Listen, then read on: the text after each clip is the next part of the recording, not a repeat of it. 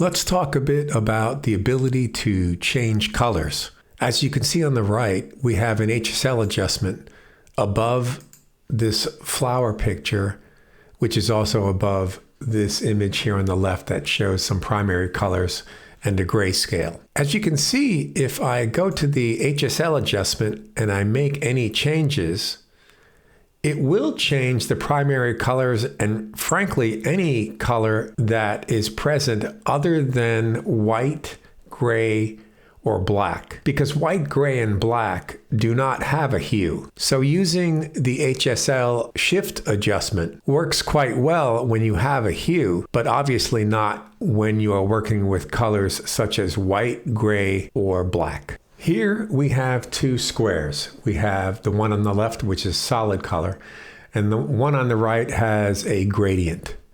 So if I pick the one on the left and I go to the color replacement tool, and then I pick a color such as this magenta color, if I start to draw on it, it will easily replace the color, whichever color it is, and that is based on the tolerance up here on the right, such that if I go to this rectangle here and I click and drag, you will see that once I move over a little bit, it no longer replaces the color because the tolerance is set so low. So once I increase the tolerance and I drag over to the right, you will see that it replaces the color because the tolerance is much larger. It stops doing the color replacement once I get to the blue area and the red area.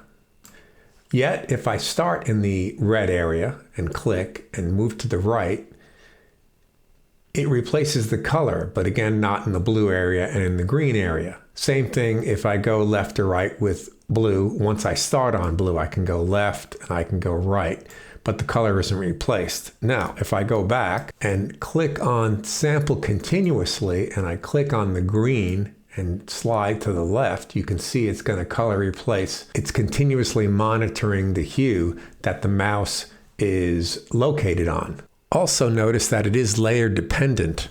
For instance, if I click over here on anything and slide the cursor around, no color replacement is being made. So if I click that layer and I start on, let's turn off sample continuously and let's pick a different color, let's say that color, and I click on here and I paint, you can see it's replacing that color because it is close to the hue from my starting point. So with those original colors changed, I can go to other flowers that have a similar tone and click and drag, and you can see that I can easily change them to blue. Now, in the case of these yellow ones, again, if I start on the yellow ones and click and drag, you can see how it's affecting only the yellow ones and not affecting the red ones in the background. Now, what would happen if I hit sample simultaneously? Well, my guess is that once I go over pretty much any area, it's going to change the color to blue. Let's see what happens. Well, see, the problem here is that it's essentially not acting as a color replacement, but pretty much as a paintbrush at this point. That said, if you wanted to change all these yellow flowers to, let's say, magenta, you'd have to start on one of them, such as that, and then you can basically paint as much as you want over this entire area, assuming that the tolerance is set appropriately, and it will change all of those yellow flowers to that magenta. Now, once I stop, and if I wanted to change these purplish colors to like a blue or something like that color, that's not a problem. As long as I click on that flower first and paint. Now here you can see that the tolerance is not set high enough. So let's redo that. Let's set the tolerance maybe about 35.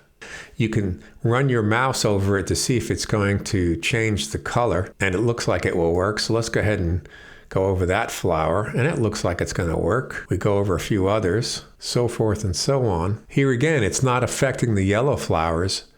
It's only affecting the flowers that had that original sort of purplish color. One thing to note that the color replacement tool is basically destructive. I can't really pick a tool and tell it to go back and change it to something else. It's destructive. I go to the HSL adjustment and I make some kind of change. Well, I can go back to that and I can make other changes. In other words, it is non-destructive. It gives me the ability to change it after the fact. Once again, to emphasize the point that white and gray and black don't have a hue, but there is an ability to change the color. So we're going to go from here to here.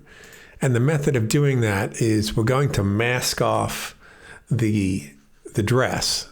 Now, this is not a perfect mask, but this is a good demonstration. And then we are going to go to a curves adjustment and make it as dark as possible. That's what you see here in this curve.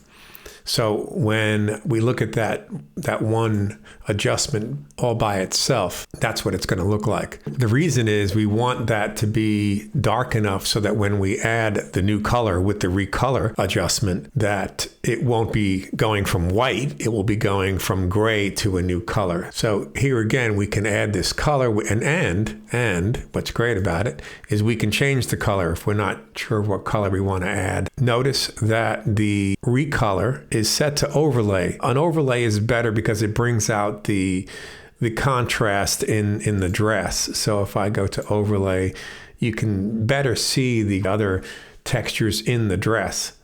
So this is another example on how to add color or change color to something that is white or an even tone like that, white, gray, or black. Here's a few cases where the color replacement tool essentially just won't work. In this bottom image, there's just so much contrast and so many variances of the red, even though you and I know it's red, that the color replacement tool will have a really hard time in discerning which hue to replace. Even if I change the tolerance, for instance, if I bring the tolerance down to 15% and I click and drag over here somewhere, yes, it will work there. But as I keep clicking and dragging, you can see that it won't really make the adjustments. So one could say, well, okay, increase the tolerance. The problem is if I increase the tolerance and then click and drag, it will probably start to work in some areas, but then mess up in others. You see, it's just too difficult to use this tool. It's probably far better for you to make a mask and do a recolor adjustment. But you notice it does work really well in areas where, again, there's actually no hue whatsoever, like the headlight doesn't have any kind of color whatsoever. And the same goes for the image up here as well.